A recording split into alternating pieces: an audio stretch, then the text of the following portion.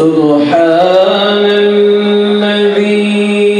esrâ bi'abdihi leylen minel mescidil haram ilel mescidil aqsâ. Emeklerimiz olarak, ilhamını Hilful Fudul'dan alarak, Efendimizin üye olduğu dernek gibi aynı doğrultuda, aynı heyecanla, aynı aşkı taşıyarak mazlumların yanında bulunmayı hedef alarak, gaye edinerek kurulduğumuz günden beri her bir dernek mensubu kardeşlerimiz evet bu mücadeleyi sürdürüyor.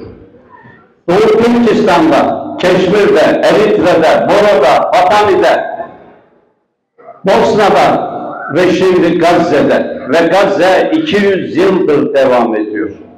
Nerede bir acı, nerede bir sızı, nerede bir yokluk, nerede bir sıkıntı varsa müminler oradadır. Yarın elbet bizimdir. Elbet bizimdir. Gün doğmuş, gün batmış, ebed bizimdir. Evet, yarınlar yorgun olanların değil, rahatından vazgeçenlerin olacaktır. Yarınlar yorgun olanların değil, ailesinden, ticaretinden, işinden feragat edenlerin olacaktır kıymetli kardeşler.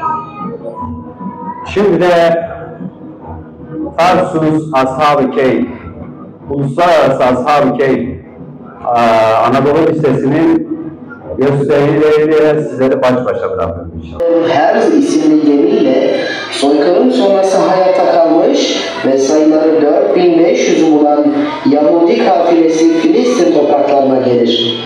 O dönem İngiltere himayesinde bulunan toprak... Ben göçmeni tanırım, sürgünü tanırım. Gel buyur kardeşim, toprağım sıcak, komşuluk yeter. Unut hacı. Sen gelmeden önce mamurdu buralar. Sen gelince viran oldu her yer. Kulum yıkıldı. Babam ekmek almaya giderken şehit oldu. Ama haberde çatışma dediler. Benim adım Gazze. Ama dünya beni hiç duymadı. Çocukları diri diri gömen bir düzen bu. Ve hala birileri barış süreci diyorlar. O kahveyi ben sattım sana. O aldığın eşyalar benim için mermi oldu. Bomba oldu. Yani bombayla bu çocuğun okulunu yıktım. Uluslararası hukuk çerçevesinde kınıyoruz. Büyük üzüntü duyuyoruz. Barışın tesisi için çağrıda bulunuyoruz. Sen konuşurken ben gömülüyordum. Sen korktun, bense öldüm. Ben kamu vicdanıyım. Ey Yahudi! Mazlumken unuttun. Ve ey dünya! Senin sessizliğin kurşun kadar öldürücü. Ama artık görmezden gelmeyin. Tarafınızı seçin. Ya susarsınız ve yok olursunuz ya da haktan yana olup zulmü ortadan kaldırırsınız.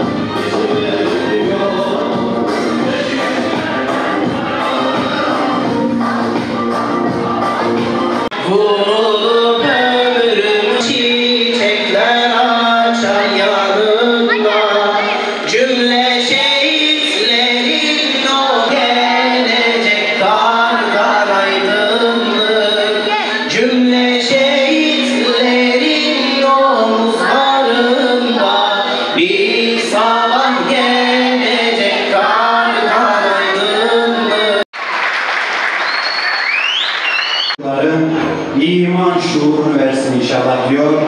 Sözü daha fazla uzatmadan değerli hocamız Profesör Doktor Mehmet Akbaş'ı sahneye davet ediyor. Hassam tugayları aynı metotla yetiştiler. Şeyh Ahmet Yasin birazdan göreceğiz. Bakın.